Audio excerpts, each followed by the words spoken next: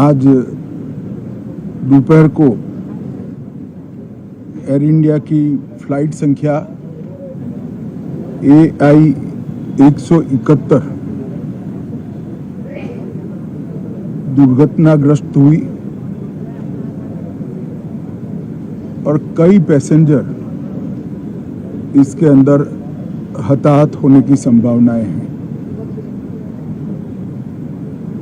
इस घटना से पूरा देश क्षुब्ध है और पूरा देश एक साथ पूर्ण संवेदनाओं के साथ ये जो दुर्भाग्यपूर्ण हादसे में पैसेंजर हताहत हुए हैं, इनके परिजनों के साथ खड़ा है। सबसे पहले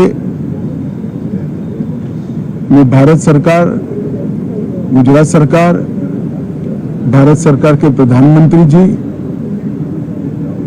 और गुजरात सरकार की ओर से भी जो लोग हताहत हुए हैं, इनके परिजनों के प्रति गहरी संवेदना व्यक्त करता हूं। 10 ही मिनटों में हादसे के भारत सरकार के पास सूचना पहुंची। तुरंत ही मैंने मुख्यमंत्री जी, यहाँ के गृह मंत्री, होम डिपार्टमेंट के control room, civil aviation department, civil aviation मंत्री, सभी से संपर्क किया। प्रधानमंत्री जी का भी तुरंत ही फोन आ गया और भारत सरकार और गुजरात सरकार के सभी डिपार्टमेंट एक साथ होकर राहत और बचाव कार्य में लगे।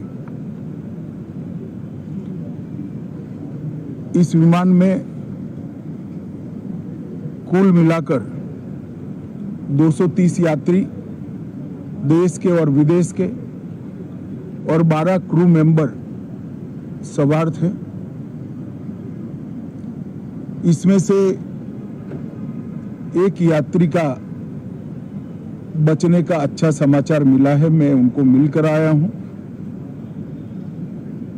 मृत्यु का आंकड़ा तो DNA परीक्षण और यात्रियों की पहचान के बाद ही अथॉरिटी अधिकृत रूप से घोषित करेगी, मगर जो यात्री बचा है उसको मैं मिलकर आया हूं। घटना के तुरंत बाद गुजरात सरकार ने बहुत त्वरा से डिजास्टर मैनेजमेंट की सारी इकाइयों को अलर्ट करते हुए, चाहे हेल्थ डिपार्टमेंट हो, चाहे फायर ब्रिगेड हो, चाहे पुलिस विभाग हो, भारत सरकार की भी CAPF को संपर्क कर सभी ने एक साथ मिलकर राहत और बचाव का कार्य चालू किया। मगर 1.25 लाख लीटर ईंधन विमान के अंदर ही था और लगभग गर्मी, तापमान इतना ऊंचा हो गया कि किसी को बचाने की मौका ही नहीं मिला। अब मैं घटना स्थान पर भी जाकर आया हूं। सारे यात्रियों के मृतदेह को बाहर निकालने का काम लगभग समाप्त हो चुका है। जितने यात्रियों के परिजन यहां पहुंच चुके हैं, वो सबका DNA लेने की कार्यवाही भी 2-3 घंटों में समाप्त हो जाएगी।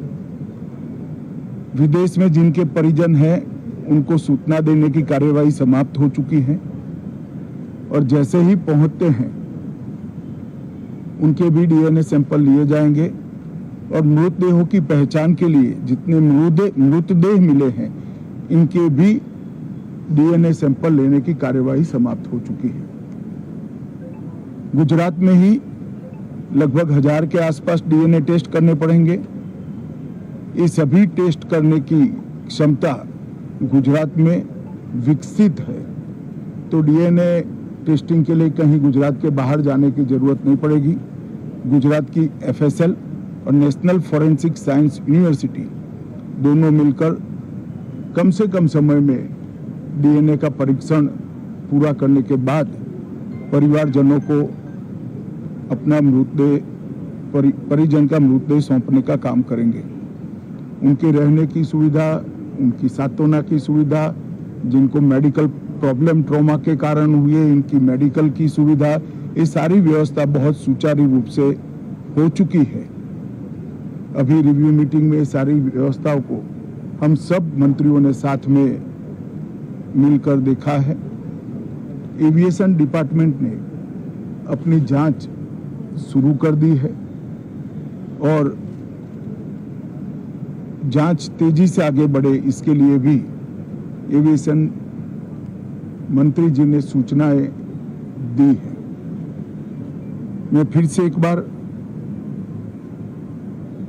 राहत काम में जिन जिन एजेंसियों ने त्वरा के साथ बचाव और राहत का काम किया वो सभी का धन्यवाद करना चाहता हूं और फिर से एक बार जिन्होंने अपने परिजनों को गंवाया है, हताहत हुए हैं, वो सभी को मनपूर्वक संवेदनाएं व्यक्त करता हूं। मैं एक बात जरूर कहना चाहता हूं कि ये एक्सीडेंट है, एक्सीडेंट को कोई रोक नहीं सकता,